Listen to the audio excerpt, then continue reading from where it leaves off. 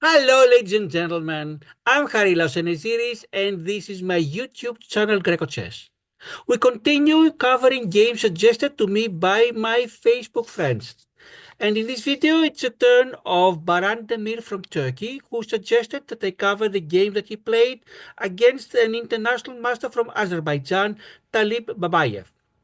The game took place the year 2016 at Gemlik Zeytin in Turkey, and when it took place, Baran's rating was 1806, while Talib's was 2310. This means that Talib had 504 rating points more than Baran and was a clear favorite.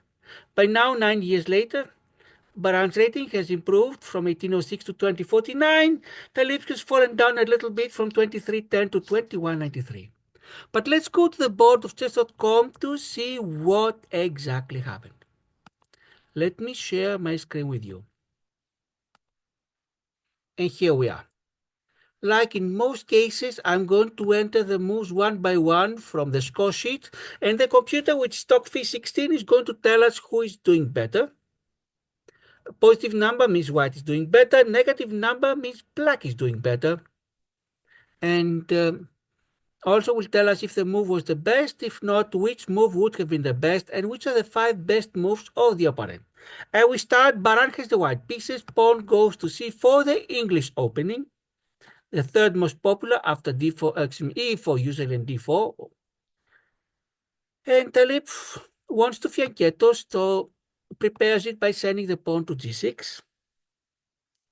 Knight to c3 for Baran. Advantage of first moving the c-pawn of the English opening is now the knight on c3 does not block the c-pawn any longer. Bishop to g7, Talib completes the fianchetto. Pawn to e4 for Baran, and pawn to d6 for Talib. Until now, we have what are called book moves, meaning these positions have been extensively analyzed in theory. But now Baran wants to fianchetto the light color bishop, and she prepares it by pushing the pawn to g3. He deviates from opening theory. If anything, the computer thinks it's inaccuracy, would rather have him move the pawn to d4. And Talib moves his pawn to e5. By doing so, he controls the d4 square, but the computer thinks it's inaccuracy. You could have done the same by moving the c pawn to c5, and by doing so, you would not have blocked the bishop on g7. Fifth move. Baran completes the fianchetto by moving the bishop to g2, and Talib returns to opening theory by placing his knight on c6. You may be wondering, how can this happen? Well, usually once you leave open theory, that's it. You're on your own, but it seems that this position on the board has been reached in the past. It's part of the opening theory, but it has been reached through a different order of moves. 5 moves have been completed. White has advantage of 0.29 just because he started first. Very small advantage. The next 6 move, both sides want to develop their knights on the G file. Baran sends his on E2 and the Talib on E7. Next move, Baran sends his pawn to e3, and by doing so liberates his bishop on c1, not blocked by the d2 pawn any longer. Kingside castling for Talib and kingside castling for Baran. Bishop to e6 for Talib. And now Baran places his knight on d5. It's wonderful to have your knight on the middle of the board, and if anything, on your opponent's side of the board. And not easy to be removed, because if you try to use your knight on e7, you take it, then when the pawn takes back, white has forked the black knight on c6 and the bishop on e6 and will win a piece. If you use your bishops, you don't lose material, but you lost the 2 bishops. What does this mean? Ideally in chess, you want to have both of your bishops, everything else being equal, because each bishop controls half of the board and both of them control the entire board. What does Talib do? A very brave, I would call, move, queen to d7. Why do I call it brave? Because if the bishop on g7 was not there, white could fork, knight, royal fork. Knight goes to f6, checks, king goes to h8, for example, and then knight takes queen on d7. That's why black needs to be careful with the g7 bishop. Don't move it, for example, by mistake to h6. Next move. Baran sends his bishop to e3, and Talib wants to advance along the f file, pawn to from f7 to f5, not only to control more space, but also to make it even less likely the royal fork, because now the f6 square is controlled not only by the bishop on g7, but also by the rook on f8. And we completed the first 10 moves, and white has an advantage of 0.53, a little bit more than before. Next move, queen to d2, and black places the rook to f7, and this is the last book move of the game. From now on, we deviate from theory for good.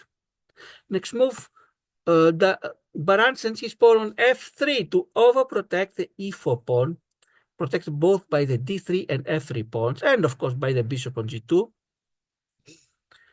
It's a little bit risky to play this move in general because you leave the diagonal from a7 to g1 without pawns, and black could perhaps have a check, fork white pieces, or have a fork meaning check and at the same time attack the white piece. But in this case, this diagonal is covered by the white bishop on e3, and also it's very difficult for the bishop on g7 or the queen on d7 to reach this diagonal. Rook goes to f8 for Talib, and thus the f6 square, the square of the potential fork, is covered 3 times with black. Bishop g7, rook f7, and rook f8. Rook to c1 for Baran, knight to c8 for Talib. Inaccuracy, says the computer. Pawn to b3 for Baran, and the pawn on c4 is overprotected. Both pawns b3, d3, and rook on c1 cover the pawn on c4. Knight to d8 for Talib. And now seems that Baran is feeling he has more space than his opponent, and when you have more space, you try to remove pieces from the board. Pawn from e4 takes on e5, and Talib will take back with the bishop on f5. We have completed the first 15 moves, and white has an advantage of 0.75, growing all the time, but slowly, slowly, slowly. Continue now, pawn to d4 for Barak, and pawn to c6 for Talib. So now the fork is over. If white does not want to lose their knight on d4, they better move it, and by moving it so, it has no access to the f6 square. And of course, Baran is going to move it, goes back to c3. Pawn takes to d4 for Talib, and bishop takes to d4 for Baran, and bishop to h3 for Talib. If bishops are exchanged on h3, queen on h3 is going to be very powerful. And by the way, what both sides want is to deprive the other side of bishops on the g file. Why? Because this is a very good protection for the kings, since the kings have no pawns in front of them. And let's see how this will go. First of all, exchange on g7. Dark-colored bishops are exchanged. Then the rook from c1 goes to d1. And white is exerting pressure on the d6 pawn. Attacked twice by queen d2 and rook d1, defended twice, queen d7, knight c8. But also, black is afraid white queen may land on g5 and will be very near the enemy king and not avoid, so pawn goes to g5. So if white queen takes on g5, then of course it's going to be lost to the rook from g7. We completed the first 20 moves, and white has an advantage of 1.73. This starts being important. Knight goes to e4 for white, and now the d6 pawn is threatened 3 times. Knight e4, queen d2, rook d1, and what can black do? Move the pawn. If it goes to d5, attacked again 3 times by pawn c4, queen d2, rook d1, defended only twice. Pawn c6 and queen d7. But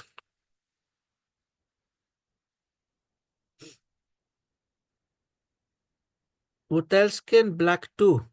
They cannot put their rook on f6, lost by the knight on e4. They can place the rook on g6 perhaps.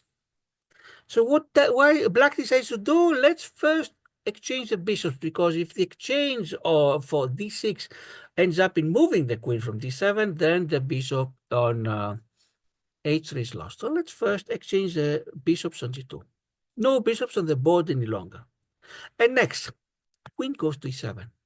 And you may be wondering what kind of defense is that, because pawn on d6 is attacked 3 times, knight e4, queen d2, rook d1 is defended only twice, knight c8, queen e7. Yes, but if knight takes on d6, knight takes back, queen takes here, and then the black queen is not going to take the white queen in big change, because then white is a pawn ahead. Instead, the black queen goes to e2, takes a knight, and now instead of white being a pawn ahead, black is ahead by a piece minus a pawn. But Baran realizes it, doesn't fall for that. Instead, he places his knight on c3. So if at the end of the exchanges, black has no knight to take on e2. And so black is forced to really defend the pawn by moving his rook to g6. White spots pawn exchanges, pawn to f4, g pawn takes on f4, rook takes on f4, rook to x4, black rook from f8 takes on f4, and we completed the first 25 moves. White is ahead by 1.20, a little bit less than before.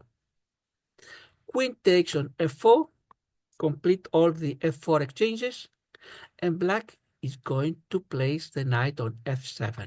And by doing so, the d6 pawn that's attacked 3 times, knight d4, rook d1, and queen f4 is defended 4 times. Knight c8, knight f7, rook g6, and queen e7. Rook goes to f1 to exert pressure on the knight. Of course, currently it's attacked twice, queen f4 and rook f1 is defended twice, queen e7, king g8. King goes to d7, and pawn goes to h4. White wants to attack along the h files and see if by doing so they can mess up with black's defenses. For example, if the pawn goes to h5 later, the rook will have to think where to go. Black wants to stop this possibility. Pawn goes to h5, but what they don't see is that white will have a fork now. Queen goes to f5. They attack both the pawn on h5 and the knight of c8, and they challenge black. Do you want to lose your knight or your pawn? And what does black say? Better lose the pawn than the knight. Save the knight, and knight goes to b6. So white, Baran takes the pawn of Talib and is 1 pawn ahead in material. And Talib wants to advance along the center, pushes his pawn to d5. And we completed the first 30 moves, and now white's advantage is quite important. 2.20, which means that it's extremely hard for black to win. At most, they can hope for a draw. We continue. Exchanges on d5. Knight goes to c5 for white, and computer thinks it is a blunder. So the advantage from 241 drops down to 0.43, almost even. Let's see why. Knight takes on g5, pawn takes on g5. And now black could have won the g5 pawn either with the queen or with the rook.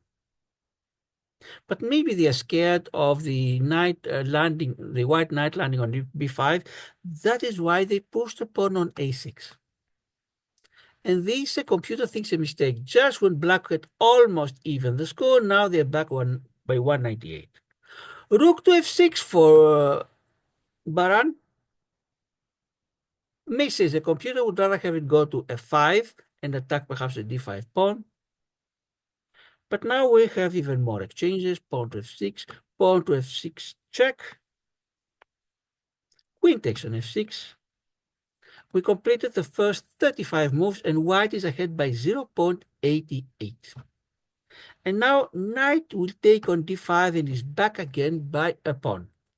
And it seems that white will have this material advantage of one pawn, but black finds a nice way to challenge white.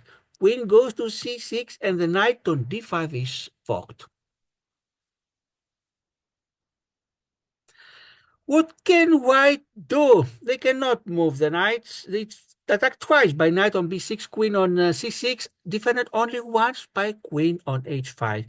And it really seems that white is going to lose the piece, at least players for my level or lower. But perhaps he may have thought of it in advance. He finds a way out. And let's follow the way out. It will take a few moves. First of all, we move to queen to g5 check. So you may be wondering, so what? You just postpone the inevitable by one move. Let's see. King goes to h7. Queen to h7 check. Okay, second move, you postpone it. And now king goes to h6. And this is a mistake in going to h6, and we're going to see why, because white finally escapes the pin. And we are going to see how. Queen goes to f6. And what are black's choices? If they ignore the two queens staring at each other and put the king either h5 or h7, queens are exchanged, and then the white knight from d5 takes the black on b6, and white is ahead by knight plus pawn. So black needs to go for the least evil, as they say.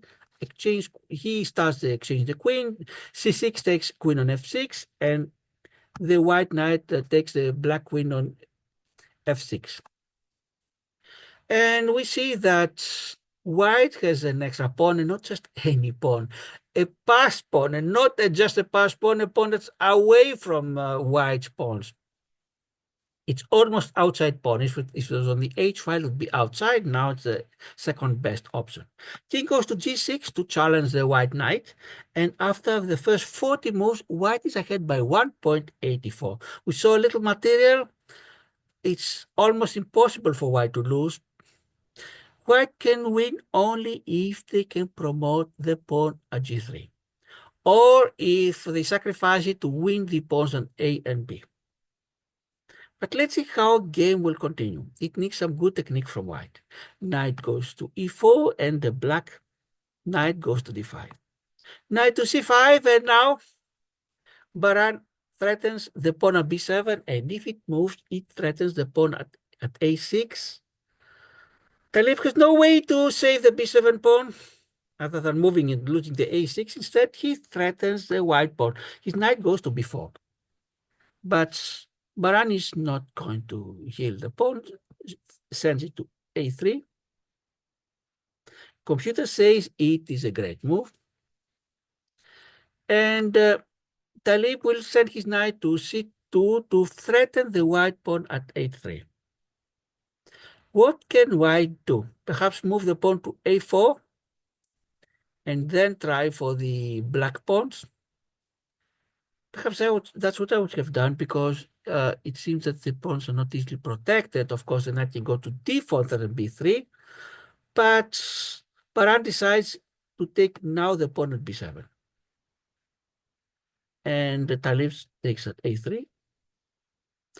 Knight to c5 for Baran. Attacks the pawn at a6 and also defends the pawn at b3. And another great move for Baran and the black king. Talib sends his king to f7. The problem now is that it will become even worse later. But let's first see what's happening after the first 45 moves. White's advantage is very important, 3.23. The problem for black is that they must stop both pawns at b3 and g3 that are so far away. And things will become even worse now when they lose the a6 pawn, because they cannot move, they cannot win clearly, because they have no pawns. The knight and the king cannot checkmate. If there was a pawn on the rook file for white, there is a very slight possibility, but definitely not even theoretically with these two pawns. And the black has two pieces to stop the two white pawns, meaning the knight and the king. So what they should do at this point is decide who guards what. One, for example, have the knight trying to stop the b3 pawn and the king the g3, because if white cannot promote, the game is drawn. That's the best that black can hope for. Even that is a very remote possibility. King goes to e4 for Talib. King to h3 for Baran. This is a usual technique. When you want to push your pawn, you try to have your king opposite your pawn and king, so the one king cannot block the other, and try like that to see how much you can push your pawn. Knight to the b5 for Talib. Pawn to b4. Continues pushing the pawn, Baran. And king mistakes as a computer would rather have the g pawn being pushed. Don't want the black king to go somewhere like f5 or g6 and completely block it. That's why the advantage of white of Daran becomes smaller, 129. And Talib's king goes to d5. This is clearly a problem, and you see why the advantage goes all the way up to 4.09. Because you need to have one of the two pieces looking at the b pawn and the other the g. Now both pieces of black, knight and king, are looking at the b4 pawn. So the g pawn is quite free to continue. What will it do? Goes to g4, knight to d6, pawn to g5, knight to e4. We completed the first 50 moves, and white's advantage is very significant, 5.54. And white is not going to lose the pawn, not even if they can take back the knight. That's why they just push, because if they put the king on g4 and knight takes pawn and king takes knight, then white has to be very careful of what to do with the b4. They don't want to take the chance. Pawn goes to d6. And now what's happening is that if you want the king to stop a pawn, you need to use the square rule. What does it mean? It means that the pawn on g6 makes a square that goes the way I'm showing with my arrow. The king must be in this square, otherwise the king cannot stop it. Perhaps the knight could go to f6. That would be the only other possibility. But Baran prefers to try to use his king, goes to e6. The problem is that he gives Baran a wonderful tactic. Knight goes to c5 in move number 52, and white's advantage becomes 18.3. What is the problem that Talib is facing? Talib has two choices. One is exchange knights and then pawn c5 and pawn g6. Now, both of them, the king on e6 in the square for both of them, one square will be this one, and the other is this one. So none of these pawns could promote if it was alone. But the two of them being there, meaning the king can grab which one to get, but the other promotes. What else can black do? Send the king to d5, e5, or f5, and then white exchanges knights. But then the g6 pawn, although the b4 is still with the square, let's look at the square, yes. The g6 is outside, goes g7, g8, and promotes. And that's why at this point, Talib Babayev resigned. And congratulations to Baran for defeating a player more than 500 points rated above him. That is very rare. So Baran, congratulations. Also congratulations for improving his rating by more than 200 points in these 9 years. Many players reach a plateau, and it's not easy to improve, especially by that much. And I know it's a plateau I'm facing myself, but at a much lower level, at the 1600 level, just to tell you. But let's look now at the review. Let's see what the computer has to say about this game.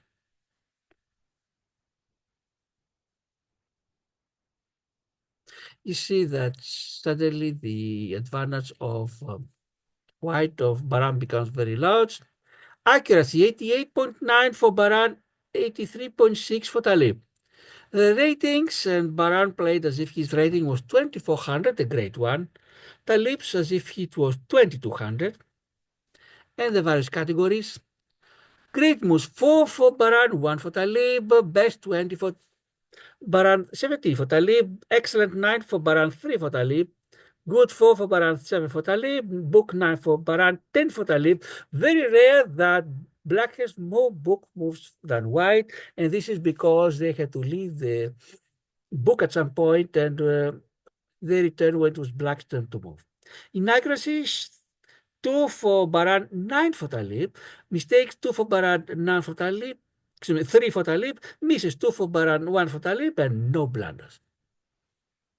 And this concludes the covering of this game. I would like to thank all the viewers for watching these videos. A special thanks to the subscribers. We have more people subscribing with every successive video. And if you have not yet subscribed, all you need to do is click the subscribe button. Thanks to the ones that have liked, we have quite a lot of likes, and to the positive comments. When we'll continue with the video of another of my Facebook friends. In the meantime, we have a few games I played at the Connecticut Chess State Championship yesterday at Hartford. We'll see how I did there. But for now, thanks for watching. Ladies and gentlemen, I'm Harry Lasaniziris. This is my Greco Chess YouTube channel. Goodbye.